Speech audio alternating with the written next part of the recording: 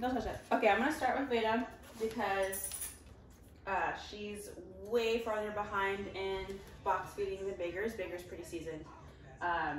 She's got a pretty good hang of it, but again, she's a super sensitive dog, so I've had to change the way that I do things. So anyway, to start with box feeding, I like to just get them used to sticking their face in the bowl, which for some dogs can be really scary. So the measurements of the box don't necessarily matter. It should be big enough to where they can stick their head in, and if they're eating from the bottom of the box, they can't see out over the edges. Obviously wide enough to where they can comfortably fit their whole head in. And I like for it to be big enough to where if they want to step inside and eat, they can do that. So that's what Bigger does. He likes to climb inside and eat that way. Preferably a wooden box. If you don't have one, like I do not have one here. I have one at the kennel, but I don't have one here.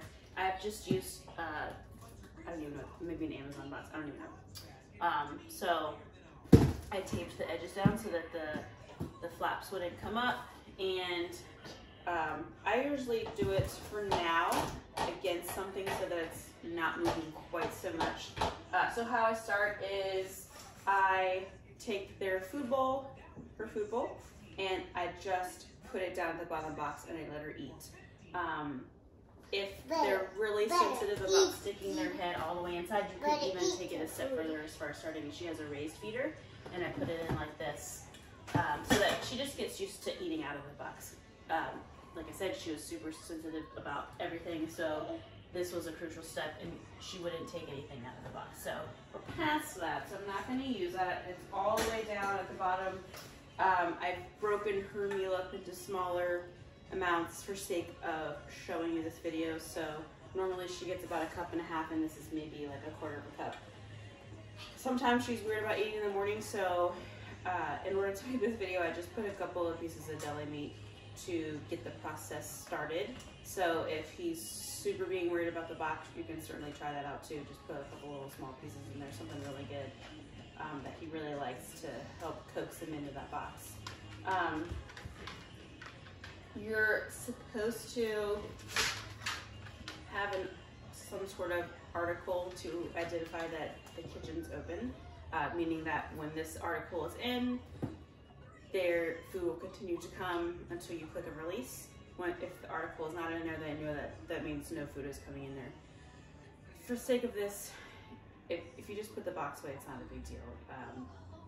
You don't have to worry about this. I'm going to share another video, and I know that they talk about article identification, so that's what that is. I use a washer. Don't worry about it. Bebe, it's not your turn. So this is for Veda. Come here, Veda. So what I'm going to do is I'm going to put the bowl in, and we're very, very low criteria right now. So all she has to do is just eat out of the bowl. If she takes her head out, it's not a big deal.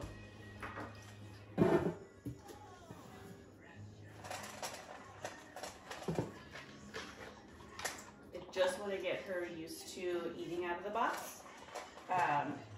And then I'll show you the next step after this.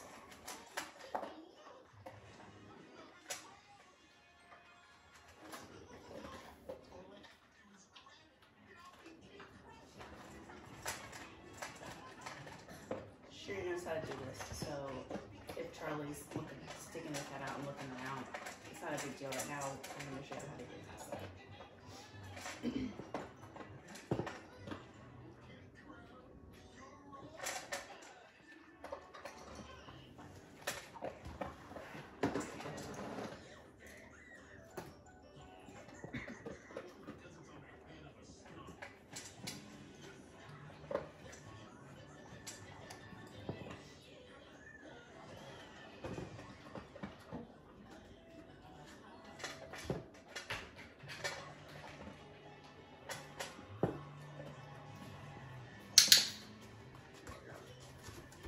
All right, so right as she was looking up her last few kibbles, I clicked and released her out. So that's going to be a very important step to end the session. You want to make sure definitely that your cooker is charged before you expect her to respond to that.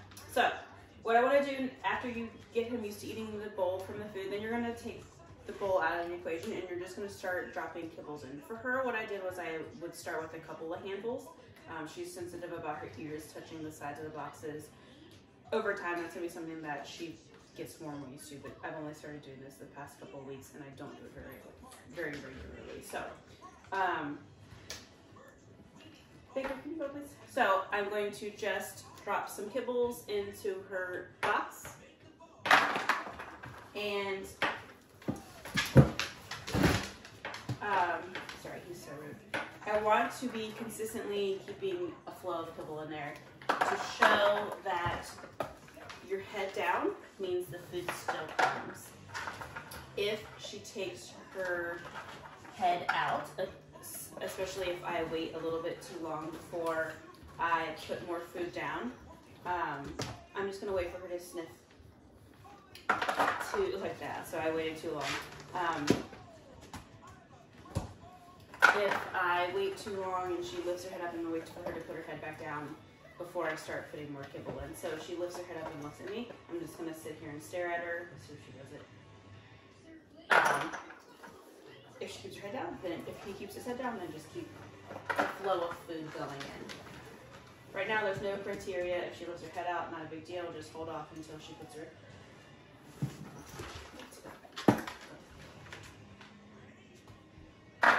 Sorry, he's so distracted. Go.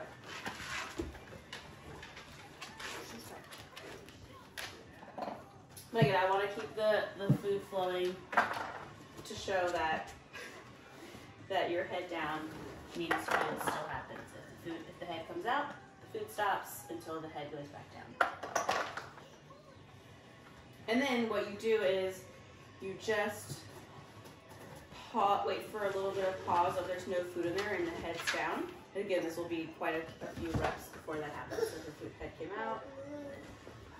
Nothing happens. So I have to have my hand ready with kibble so that I can immediately put food back in there as soon as that head goes down. You don't want to be crinkling around in your food source when the head is out of the bowl, because then you're going to get interested in what you're doing and start sniffing around.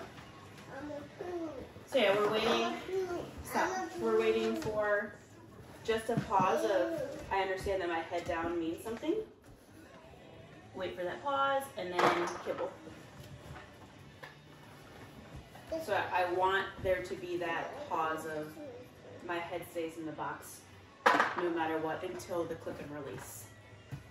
This is going to teach her that when her head's down, if I do anything, it doesn't mean that her head comes out.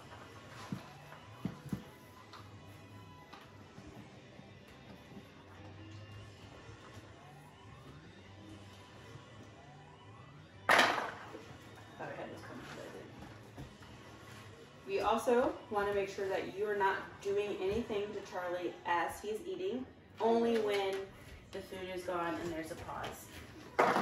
That is when you add whatever pressure that you're going to add. So for her right now, she's at the beginning stages of me adding pressure. So when she stops eating and she's just hanging out, I just pet her. It could be something like a tap on the box.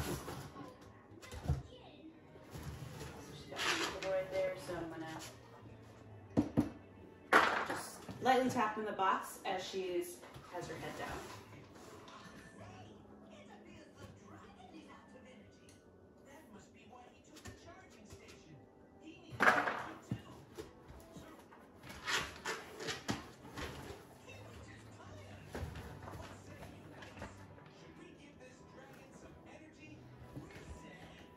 So food's ending.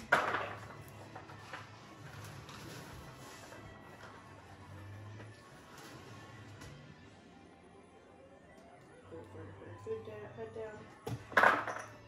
And in the beginning, I want there to be those times where the head comes out to show like no food happens when your head's out. But you need those failures to kind of show what the criteria is.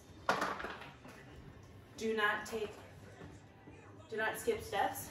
There's the food bowl part in there. The food bowl being in there, the feeding regularly, all of that stuff should be over a couple of, even a couple of weeks. Like I've been doing this with her over a couple of feedings, and this is just right now. soon, then you frustrate the dog and then you create other problems. So we're teaching dogs that to ignore things going on around them for sake of food.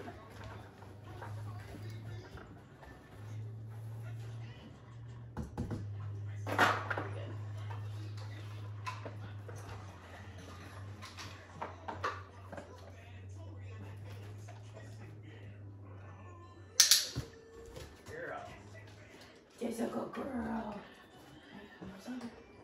All right, cool. All right, baby, your turn.